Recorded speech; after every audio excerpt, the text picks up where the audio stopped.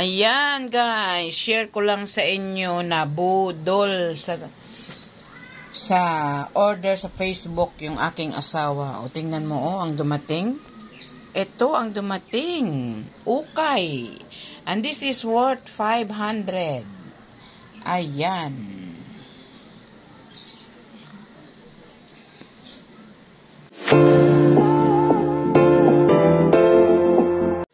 Hello guys, good morning. Ayan, for today's video po ay ito tayo guys, oh. Unboxing parcel. Sinubuyo nga ako. So ayan guys, unbox tayo nito. Order ng asawa ko sa Shopee. Sa ano? Sa Facebook. Ilang beses na yan siya nag-order dyan guys. Na palpak, pero hindi pa rin nadadala. Bali, ano, sinasabihan siya ng mga bata na huwag kang order sa Facebook kasi maraming budol dyan. So, hindi pa rin nadadala. Bali, nung last week, nag-order siya guys, brief.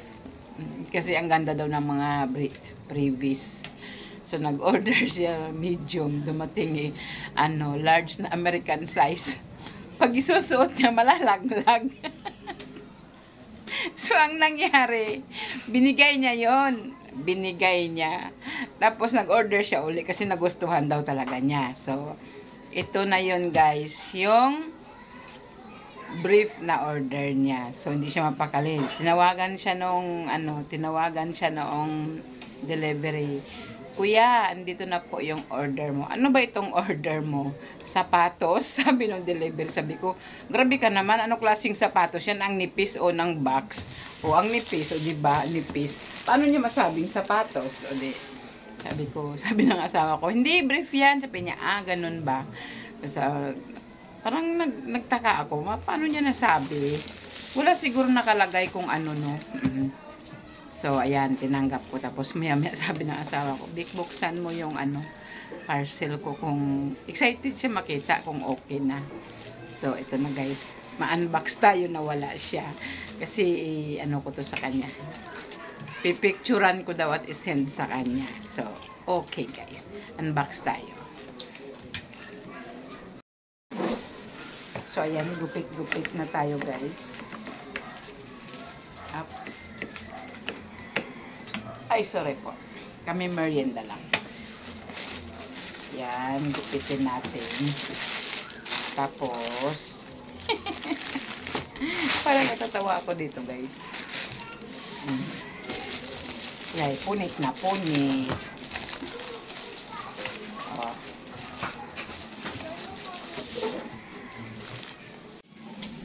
So, ayan yung niya guys. So, eksakto yung details niya. To Jerry Lardin. Tsaka yung number niya. Ayan. Address. So, hindi ito nagkamali guys. So, sure ito na ito yung order niya. So, okay. Yan. Bubuksan na natin itong order niya. Na brief. Share ko sa inyo guys. Yung brief niya.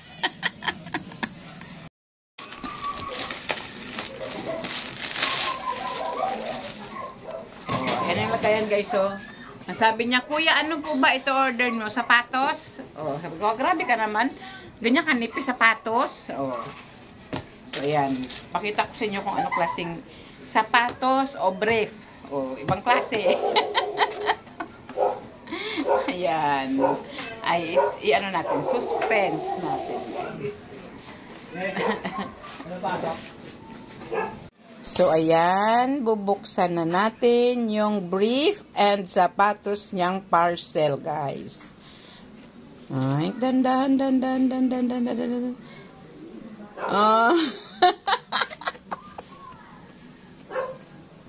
Ayan, guys. Nabudol ang aking asawa.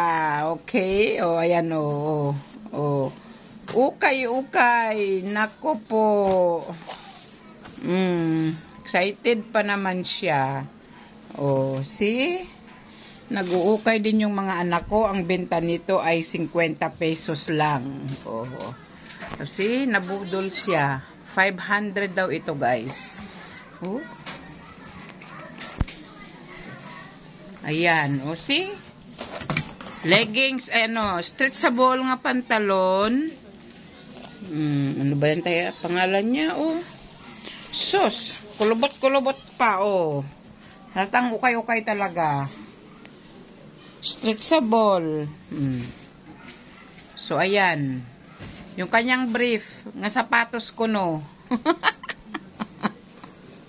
Pag hindi pa nadadala yan ka-order sa Facebook, edi ilang beses na siya winawarningan ng mga bata na papa, wag ka mag-order doon. Madami budol doon. No, hindi siya maniwala. Oh, tapos yung order nga niya yung large na American size nga binigay na lang niya sa manugang niya kasi nga malalaglag pag isuot niya. Ayan. Kunin mo nga Kat yung previous doon sa taas, Kat. Ito yung una niyang order, guys, oh. Bali, 6 na brief at 6 na boxer na previous. Oh, so, ito yung gustong-gusto niya. Yan ang freebies daw. Gustong-gusto niya. Boxer, sabi niya. O, kita mo mura na, sabi niya. 6 na brief, sabi niya. 600 lang. Ay, 500 lang. Tapos may 6 pa na ganito. So, naghangat siya nito na gustuhan niya, guys. Yung buksan naman niya, malalaglag naman pag isuot niya. So, binigay niya. Tapos, ito hiningi niya. Kay may bibigyan siya nito, guys. So, ayan.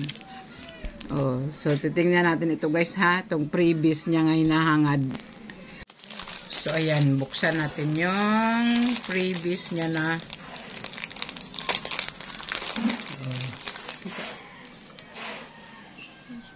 Ayan. Ito, guys, oh, yung previous, oh. Be.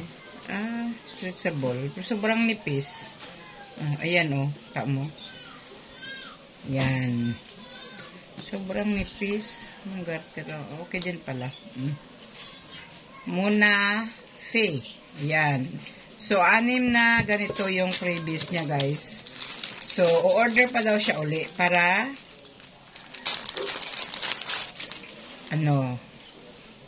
o, ayan, oh.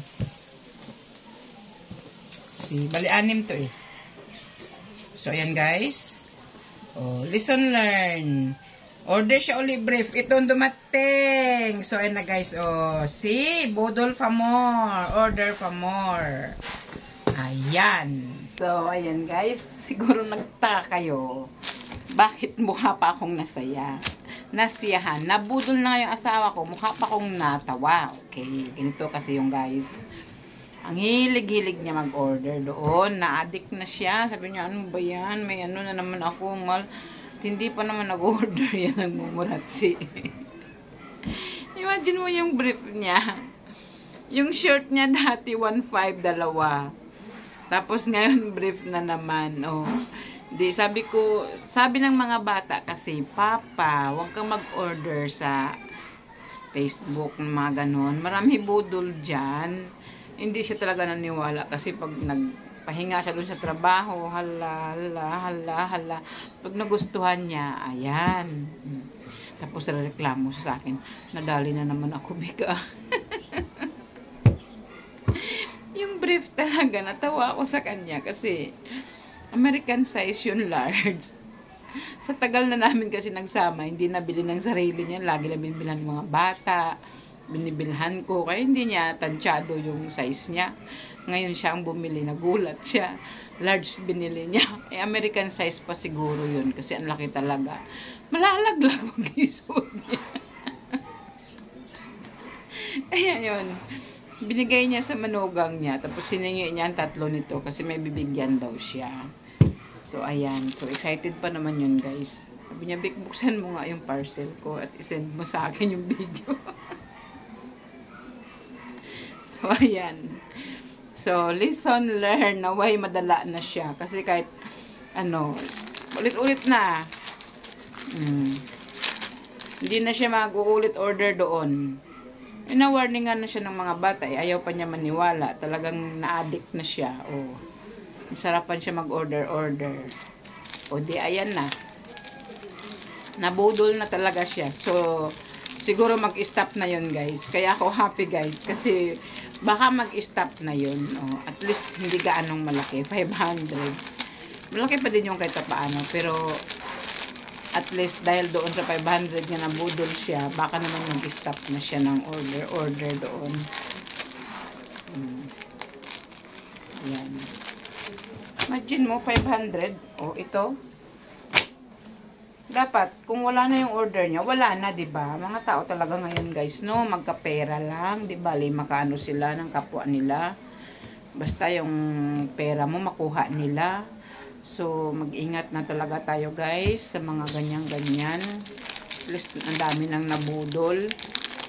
Kagabi lang, tawa kami ng tawa. Kasi habang nanonood kami ng TikTok, may din doon, nag-share din nga nabudol siya. Nabili siya ng litson. Pagdating sa kanya, kulubot na yung litson. Tapos, sabi niya, ano ba ito? Litson baboy ba ito? Litson aso.